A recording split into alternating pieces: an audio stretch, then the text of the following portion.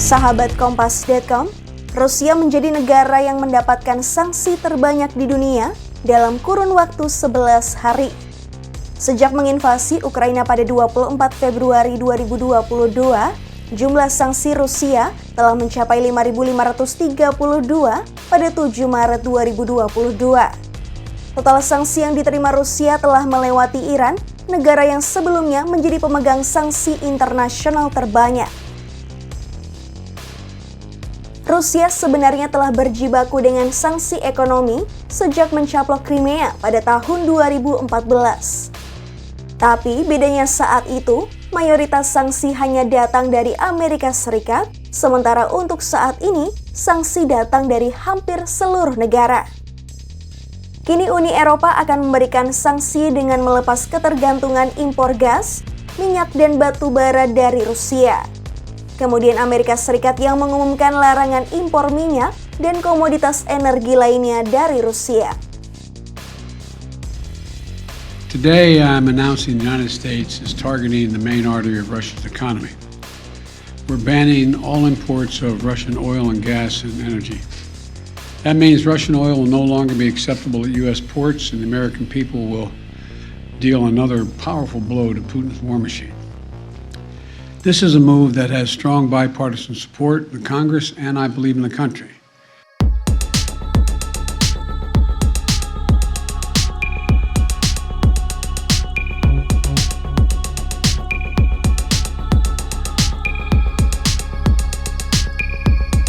Di tengah kondisi ini, Rusia dikabarkan ingin mengajak damai dengan Amerika Serikat. Direktur Departemen Amerika Utara di Kementerian Luar Negeri, Alexander Darchiev, menyuruhkan agar hubungan Rusia dan Amerika Serikat kembali ke prinsip koeksistensi damai. Menurut dia, koeksistensi damai hubungan Rusia dan Amerika Serikat juga terjadi ketika Perang Dingin.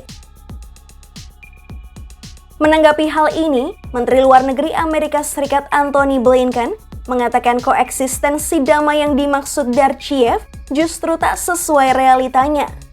Menurut Antony, saat ini Rusia tak melakukan upaya damai sesuai prinsip tersebut dan malah melakukan agresinya di Ukraina. Peaceful coexistence has two words. The first is peaceful.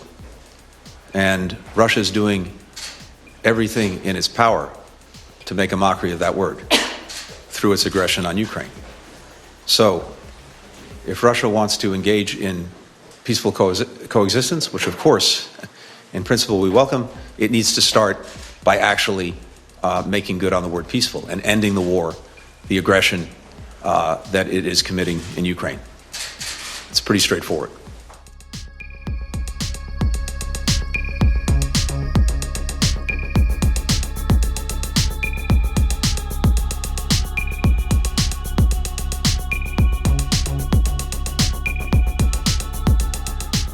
Sanksi bertubi-tubi dari berbagai negara ini membuat banyak perusahaan Rusia terdampak.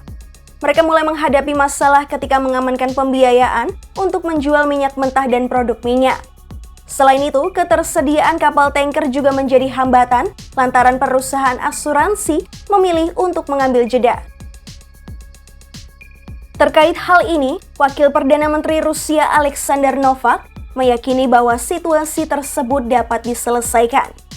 Untuk masalah pembiayaan, Rusia telah bekerja sama dengan perusahaan-perusahaan dan pembeli untuk menemukan cara pembayaran lain tanpa perlu surat kredit.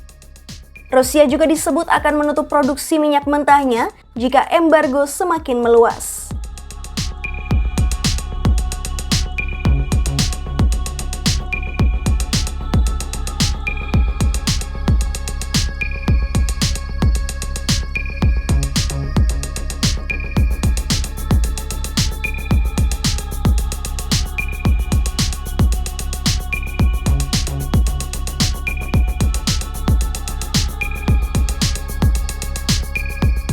Tak hanya perusahaan saja, sanksi ternyata juga membuat perekonomian Rusia bergejolak.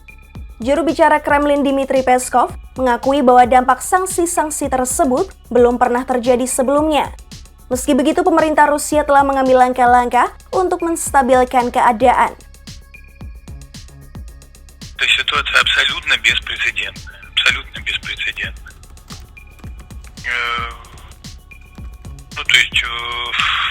такой экономической войны, которая началась против нашей страны, не было. Поэтому что-то прогнозировать очень сложно. Сейчас надо не прогнозировать, а действовать с тем, чтобы минимизировать последствия негативные и риски дальнейшие.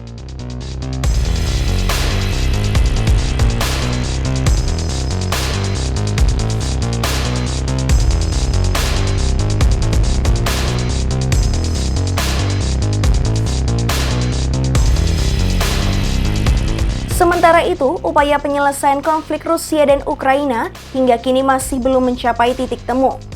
Menteri Luar Negeri Ukraina Dmytro Kuleba dan Menteri Luar Negeri Rusia Sergei Lavrov akhirnya bertemu untuk pertama kalinya sejak serangan Rusia ke Ukraina. Pertemuan itu berlangsung di Turki pada Kamis 10 Maret 2022 dengan agenda pembahasan soal gencatan senjata. Namun demikian, kedua belah pihak disebut gagal meraih kesepakatan. Kuleba menyebutkan Lavrov tidak berkomitmen pada koridor kemanusiaan dan tak menyetujui gencatan senjata yang lebih luas.